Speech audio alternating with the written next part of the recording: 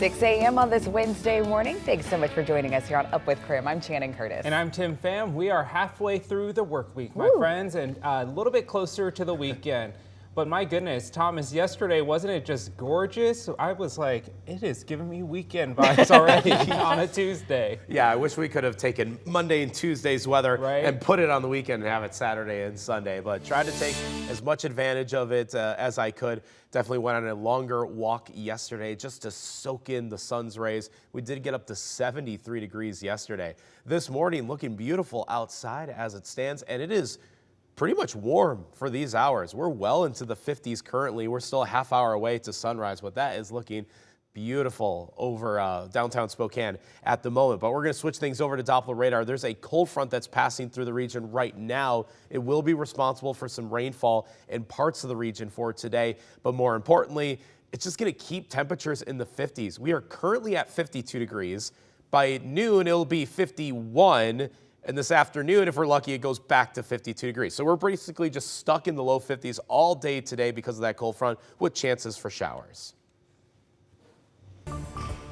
We are tracking some breaking news from overnight. Right now, we are taking a live look at Taiwan after a 7.4 magnitude earthquake hit the country's eastern coast. Now, right now, you're taking a look at crews who are working incredibly hard right now to get everything cleared and to work to find survivors. Now, this all prompted tsunami warnings for both Taiwan and Japan. The U.S. National Tsunami Warning Center says a tsunami is not expected for the U.S. West Coast.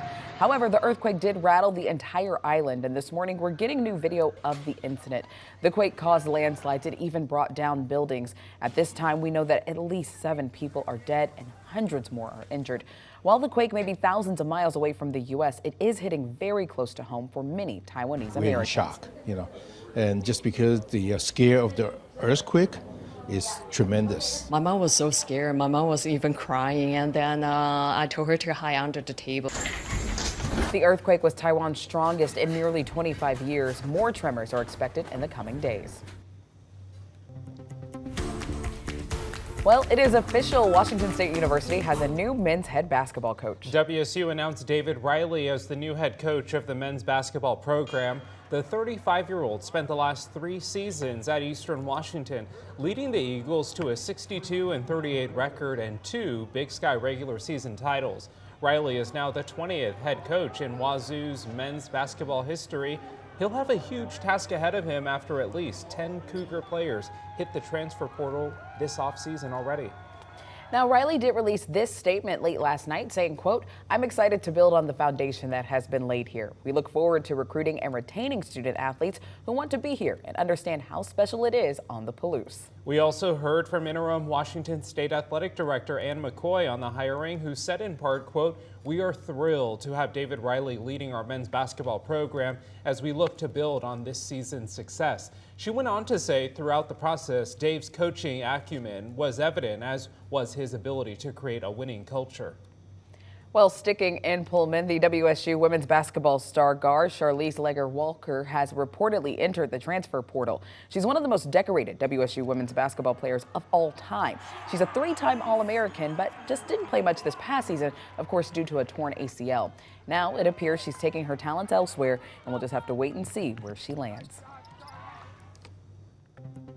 For the first time in team and city history, the Spokane Velocity will be hosting a Lamar Hunt U.S. Open Cup match. And if you haven't heard of this cup, KREM 2's Brandon T. Jones will break it all down for you. He's live at One Spokane right now to tell us more about this. So, Brandon, what are you learning from team officials about this evening's match?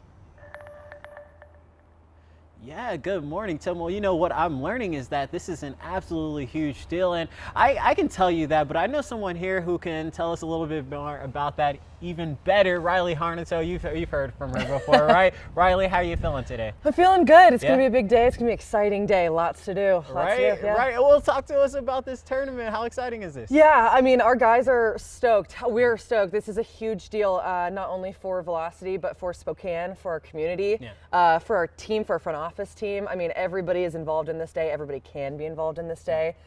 Being in this tournament is a massive deal. It's, you know, the March Madness, but for soccer right now.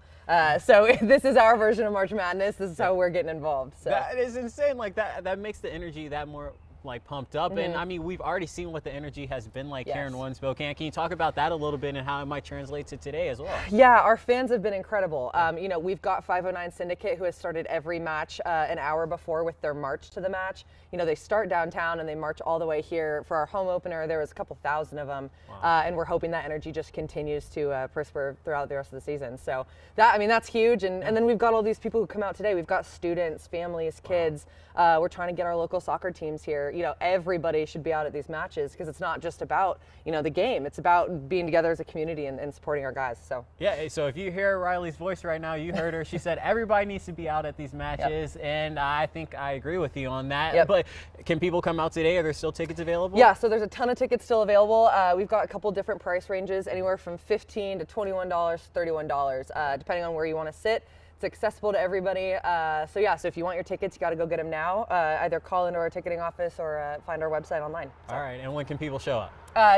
Gates will open at 6:30. So 6:30. Kickoff time is 7:30. Yep. So an hour before match. All right, we love to hear it. We love to hear it, Riley. We appreciate you, and come out tonight. Let's go Spokane. We good? Let's go Spo. Let's go Spo. All right, back to you all in the studio. Go Spo, and also let's go Chiefs. We have another big night for our local teams here. The Spokane Chiefs take to the ice tonight for their playoff series against the Prince George Cougars. The Chiefs have lost the first 3 games in the series, meaning they need to win tonight in order to keep their playoff hopes alive. Puck drops tonight at 6:35, so it will be very busy around the arena, so get there early. This morning, we have new details on that house fire where 2 Spokane police officers shot and killed a man after he allegedly shot at them. Spokane police now say that the man officers killed did not start that fire. Police have now arrested 43-year-old Nicholas Whitney for arson. He appeared in court yesterday. Court documents state Whitney set the house on fire while at least 5 people were inside. A judge set his bond at $100,000. New this morning, following the January door plug blowout, the Justice Department is investigating possible criminal charges against Boeing. CBS News has learned the DOJ will meet with the families of the victims of 2 Boeing MAX crashes that killed 346 people in 2018 and 2019. As a part of a settlement in those cases, Boeing was not prosecuted but agreed to abide by certain terms for a 3-year period ending January 7th of this year. The door plug incident on an Alaska flight happened on January 5th, just 2 days before that time period was up. While it has nothing to do with the earlier MAX crashes, the Justice Department is looking at whether Boeing's conduct surrounding the incident breached its agreement, possibly opening up to criminal prosecution in those previous crashes. This morning, we are following up with concerns about alleged racial harassment towards the Utah women's basketball players more than 1 week ago. Last night, Coeur d'Alene residents questioned City Council about the situation. And many people were asking the council to do more to stop racism within the community. Our Nicole Hernandez was at the meeting last night and has more on what was said. Person after person came to the stand with the same concern. I appreciate and I support the apology to our visitors and the effort to investigate and prosecute the perpetrators. But I would say that we can't stop there. We need to also focus on proactively shifting our culture and preventing this from happening again. Only one speaker took the opposite side, upset the whole community is under fire. Disgusting. Slander is what it was. Where's the evidence? I would like to know. The council says they do know, though, something happened. Just because you don't know about a video doesn't mean something didn't occur, and a young woman certainly doesn't have to have a video to prove themselves that something occurred. Beyond the incident last week, the executive director of the Human Rights Education Institute told the council people have been reporting more hate crimes year over year. These vary from graffiti on bridges and park areas, an elementary student being called the N-word as they exited the bus, pride flags being stolen from multiple properties and off of a person, a student actually, and destroyed in the bathroom, homophobic and racial statements on the boulevard. In 2022, the Institute had 22 reports. In 2023, 39. And this year, in just 3 months, they've already had 18. But I would also say that our community's worked really, really hard to be welcoming and to overcome any sort of stain that we might have had in the past. There's a lot of people that have worked really hard to do that, and I think we can do that. These residents asking the council, though, to do more to stop these incidents. In Coeur d'Alene, Nicole Hernandez, KREM 2 News. Well, it's that time of year to start talking about the annual KREM Cares Diaper Drive. Starting April 8th at any area Rosars, you can purchase a $10 diaper drive bag, and each bag represents about a week's worth of diapers and wipes that will be given to a local family that could really use the help right now. But to make this all work and to make it all successful, we need your help because we need volunteers. So you can go right now to krem.com to sign up to be a volunteer, or just text us the word diaper to our number 509-448-2000, and we'll send you a link right to your phone. Time is now 6:11. It's already warm this morning. A lot of our area temperature is still in the 50s. And while that would usually mark our low temperature for the day at this time of the day, this is really closer to what our high temperatures are going to be. Really, our temperatures are going to be stuck in the 50s all day long, but that is where we currently stand. No need for a heavy jacket, that is for certain, but just keep in mind there will be some rain showers right along that cold front as it passes through.